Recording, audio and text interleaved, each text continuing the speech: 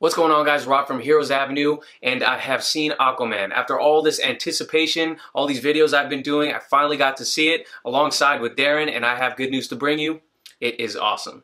Now, I know Darren did a video right before this explaining what he wants to see next in this Aquaman franchise. Make sure to check that out because he brings up a lot of good points and he goes into really specific detail about the movie. What I want to do in this video is give you my quick reaction and review, since I've been doing so many videos on Aquaman, but I also want to rank it in the DC universe. And I want to hear your rankings because I think my ranking is going to be a lot different than yours. And don't kill me in the comments section because I have a different opinion. I want to hear your opinion and why you guys are ranking it in that order. And hey, I'll shout some of you guys out who make some good arguments on our next video. So let's have a discussion here. So first off, let's start with my quick review of this movie. If you're a DC fan or an Aquaman fan in general, you're going to absolutely love this movie. This movie plays a lot into the jokes that how Aquaman was a joke for many years for many people in the industry and fans of pop culture. Aquaman was the butt of many jokes, and this movie takes some of those perceptions and it runs with it, and it absolutely flips them on their head. You'll see what I'm talking about when you see it. I don't want to go into a lot of specific detail, but check it out. It really flips a lot of those jokes on their head and embraces them, and it makes you realize that, man, Aquaman is a badass. He's no one to be made fun of. So this movie also throws the proverbial kitchen sink at you. It feels like 4 or 5 different movies jam-packed into one movie at times, which can be a weakness, but also can be a strength. And it's a strength in that it feels like you're joining Arthur and Mera in this journey, and it feels like you're along the ride for the adventure. And I really enjoy that because in a movie theater, you want to be transported from your world into this fantasy world of Atlantis, and we get to see all the 7 different kingdoms of Atlantis, which was amazing. But at times, the change in the tonal shifts in this movie kind of throw you out of it because it just feels a little wonky at times. And I think most of that has to do with the music. You guys know that I'm big on music. I always talk about music in my videos. I gotta say, first of all, Aquaman's theme, badass. Now, Aquaman's theme is not the problem. The problem is some of the music choices in this movie. Now, I'm not sure if that's up to James Wan or if that's up to someone else, because some of these things in this movie, Darren talked about it, there was a Pitbull song. Now, I know the song's called like Ocean to Ocean or something, but there is a Pitbull song in this movie that did not belong in this movie. It's funny though, when we were watching it, there was a Chinese girl in front of me dancing. She's dancing once the scene with the Pitbull song comes on. I'm like, am I missing something? Because this seems out of place. It's so out of place. This could have been a badass montage of Aquaman getting out the water, but instead you hear Pitbull. So it doesn't make sense. Some of those type of choices. There's another choice where Black Manta is building his armor, and you hear I think Tears for Fears playing. Now, I got nothing against Tears for Fears. It just felt really out of place, especially given what the movie felt like and what the movie sounded like, going up to those points. So I think those tonal shifts have to do a lot with the music, but it also has to do with the dialogue. Some of the dialogue in here doesn't work. I'm saying some of it. Some of the scenes, in particular with Aquaman and Mera, just didn't work. Some of the dialogue didn't work. Some of the jokes that they were trying to crack didn't land. But the good thing is that this movie moves along at such a pace that you can't think too much or dwell too much on the joke that didn't land or something that didn't work for you, because there's always something you got to focus on, either visually or there's an action sequence, or there's just something that grabs your attention away from that thing that doesn't work. So you just go along with the ride. Some of those dialogue complaints have to do with other characters, such as Black Manta. Some of his lines were overacted, I guess you could say, but I think I know what they're going for. They were going for that old school type of action movie, which it does capture. It captures the feel of an old school action movie, and they were trying to hit a lot of one-liners in this movie. Some of them land, some of them don't, and Black Manta has some of those lines. But overall, let me get into the good of this movie, and I'll start with Black Manta. Black Manta, I loved Black Manta. Yahya Abdul-Mateen has a presence about him. He, even though some of the parts feel overacted, I think he does capture the spirit of this character really well. And even if you don't like his dialogue or his introduction, which I did like, I liked his introduction into how he becomes Arthur's arch nemesis. But once he puts on that helmet and they get into that fight sequence, everyone in this theater was all in, you know, all you could hear is oohs and ahs and oh my gosh. It was so much crazy. There were so many reactions during the scenes that Black Manta was in. I gotta say, it's so incredible. Watch this movie in the biggest screens you can, if I didn't mention before. But yes, Black Manta was absolutely incredible. I'll talk about Orm. Orm was a great villain. You know, some might call him a little bit one note, but I think Orm or Patrick Wilson did an incredible job of portraying this character who you can kind of sympathize with in some ways in regards to why he wants to attack the world and why he has this disdain for his long lost older brother.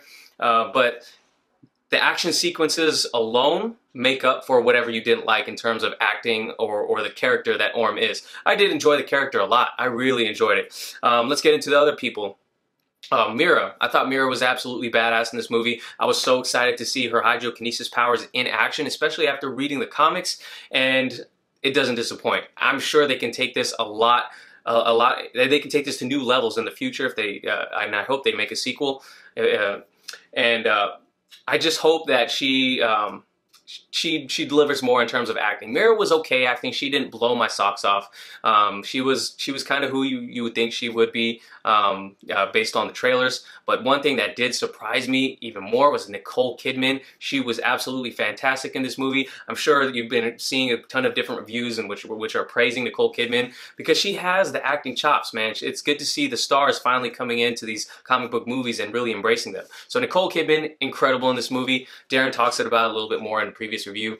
Who else? Aquaman. Let's talk about Aquaman himself. Aquaman, Jason Momoa, they really play into this man's character. They play into his strengths as an actor. And, you know, he is Aquaman. He's the definitive Aquaman now. When he puts on this suit, guys, I swear, when he puts on that suit, you guys will be, if you are not sold yet, by that time of the movie, you will be sold when he puts on that suit. It is so incredible, that scene, that waterfall scene where he walks out that we see in the trailers, it's awesome.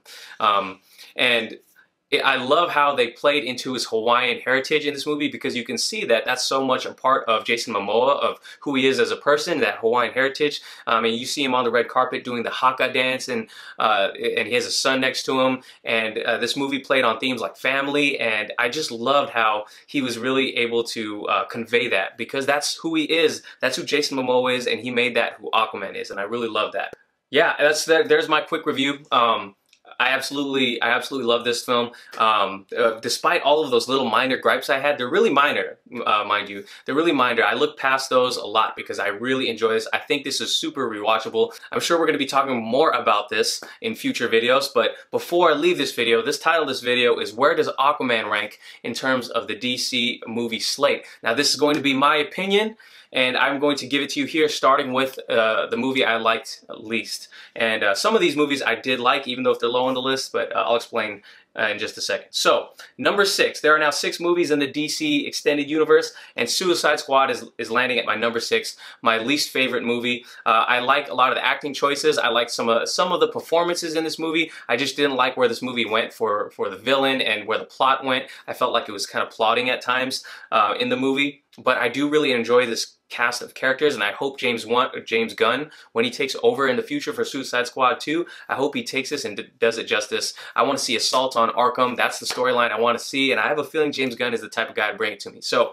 Suicide Squad is last on the list. Number 5 is Justice League. Justice League, we all know, should have been the answer to the Avengers, and it wasn't for a lot of different reasons.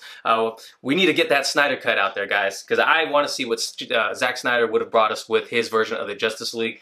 We saw a lot of footage from original trailers that didn't even make it into the movie. We know there's a different cut out there. We need to see it because what we got here from, you know, the edits from Joss Whedon, it just felt so out of place from in this DC universe, and we got so shortchanged. I don't want to get into the negatives too much. You guys know my feelings if you've seen previous videos, but yes, number 5 is Justice League. I liked it a little bit more. There were some things I liked. I liked the introduction to Cyborg and Flash and things like that. I just think we should have got a lot more. And that mustache. Why would you open a movie on Henry Cavill's fake mustache?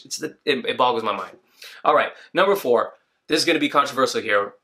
People are going to call this low on my list, but I actually really liked this movie, Wonder Woman.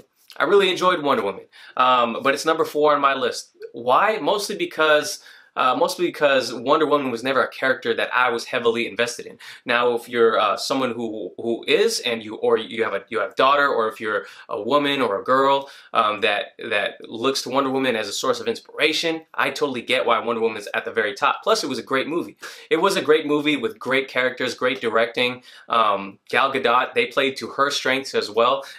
We all know she's not the most talented actor in the world, but she really embodies the Wonder Woman character, and I really like what they did to with this movie. It was the score was fantastic. I didn't like the third act and how the Wonder Woman character defeats Ares and how that character was treated, but and the dialogue at the end I kind of didn't like. But overall, I really enjoyed that movie. I just didn't like how where it went towards the end. But I'm going to put it at number 4, and that's mostly because of the rewatchable factor. I think the movies above this are much more rewatchable for me.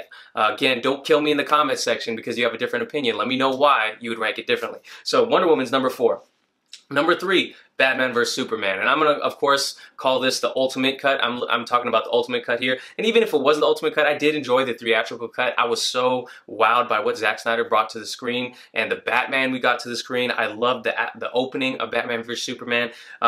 It was probably one of the best 30 minutes of an opening movie, opening 30 minutes of a movie that I've ever seen, with him, with us getting the Zod versus Superman fight in Bruce Wayne's perspective, and getting his backstory retold in the Zack Snyder way.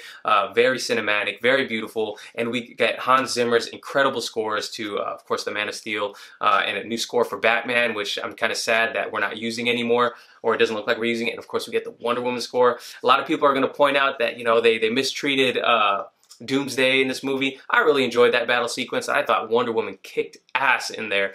So one of the reasons why this is number 3 on the list is because it's something I mentioned before, the rewatchable factor. Is this movie rewatchable? I am going to rewatch this movie much more than I would rewatch the movies below it.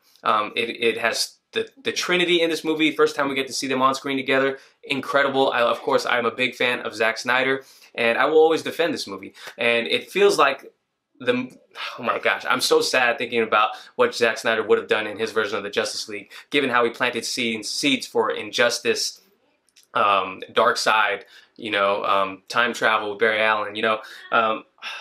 I really love this movie. You know, some people will complain about the Lois Lane plot, and I do think that it could have done without the whole bullet plot, but hey, you gotta take the bad with the good, right? Okay, number 2, Aquaman is on my number 2. I explained to you my review of the movie just earlier in this video. So for all those reasons, Aquaman is landing at my number 2, and this is a movie I'm going to keep watching and watching over and over again. I'm definitely going to own this movie on DVD or Blu-ray, but Aquaman is incredible. Again, highly recommend you guys watch this in the biggest screen possible. And then number 1, of course, I've mentioned this in many videos in the past. Number 1 for me is going to be Man of Steel. Man of Steel, absolutely my favorite superhero movie of all time. I love what David Goyer did with writing. I believe he penned the script, David Goyer, and what Zack Snyder did with the direction of Man of Steel. I love how he wasn't even one of my favorite superheroes before this movie, but coming out of this movie, all I wanted to do was pick up trades of Superman and just devour them, because I was so fascinated by the character after this and what the character could be. Now, I was a fan of the previous Christopher Reeves movies, but this movie really changed my perspective on the type of Superman that we can get in the future, and I just really enjoyed this take on this deconstructed version of the Man of Steel. Now, I love everything about this movie, from getting to see Krypton, to Zod as the villain, to the score of the movie, obviously my favorite score of all time, to the risk they took at the end with Superman having to make that decision, that fateful decision that seals Zod's fate. I absolutely love that. I know it's polarizing, but I gotta say, that's my favorite movie. That's my favorite DC movie of all. So let me know what you guys think. What does your list look like? Rank the DC movies down in the comments below. If you guys give me some good arguments, I'll shout you guys out in this next video, and we'll have a conversation about it, okay? So I'm really excited to see what you guys have to say. Let me know what you guys think about the Aquaman movie once you see it in the comments down below. Like this video if you can, subscribe if you haven't already, and I will catch you guys next time. Peace.